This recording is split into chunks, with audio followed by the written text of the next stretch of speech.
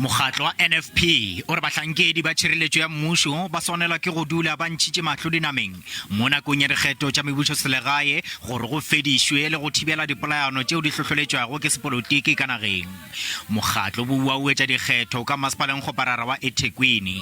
NFP e re holofela go hwetša thekgo yeo e lobilego morago go palelwa ke go tšea karolo dikgethong tša mebušoselegae ngwageng wa 2016. Since the beginning of the election period, we have seen a number of candidates being killed or attacked, and it's concerning. We are therefore calling on Police Minister Bheki Cele and Minister of State Security to make sure that there is peace in KwaZulu-Natal in particular, because all these incidents have taken place in KwaZulu-Natal, in Durban and in Pietermaritzburg. Ka Gauteng kgetheng wa bommeara ka masepaleng wa Johannesburg ka mokgatlong wa Cope Colleen Makhubela o re ba ya go bea šedi ya bona go ka go leswa mpshafatšo ya dinagamagae le tlhabollo ya ekonomi go bao ba e tlhokelago. O be a bolela seo nakong ya lesolo la mokgatlo la go rapa thekgo ya bakgethi ka Ivory Park gaufi le Midrand. Ivory Park e na le badudi ba go feta 1,000 e fela lefelo le tlhoka kabo ya ditirelo tša motheo. Once you can get the proper planning of housing done, you are able to get the basic services to each and every person: water, sanitation, electricity, and others.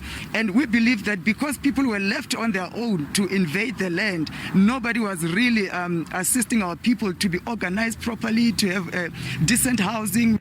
Ka Limpopo mokgatlo o sa tšo go hlongwa wa Defenders of the People o re o tshepa gore o ya go kaonafatša maphelo a bahloki ge o ka thopa dikgetho. Mopresidente wa mokgatlo Rufus Mphahlele o be a bolela seo motsaneng wa Khureng ka ntlenyana ga Zibitiela. Lesole leo la go tsena ntlo ka ntlo le ile la šitišwa ke pula ye maatla gomme le šutišeditše go ya mafelelong a beke ye.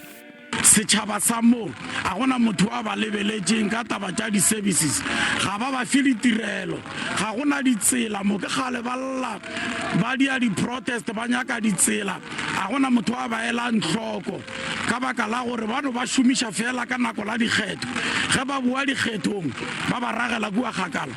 Bathegi ba mokgatlo ba re le ge mokgatlo o sa tšo hlongwa mo lebakeng la ngwaga e fela o bontšhitše gore o ka dira diphetogo motsaneng wa bona. Mokgatlo ya go etela motsana wa Khureng ka Mokibelo go felletša masolo a go tsena ntlo ka ntlo.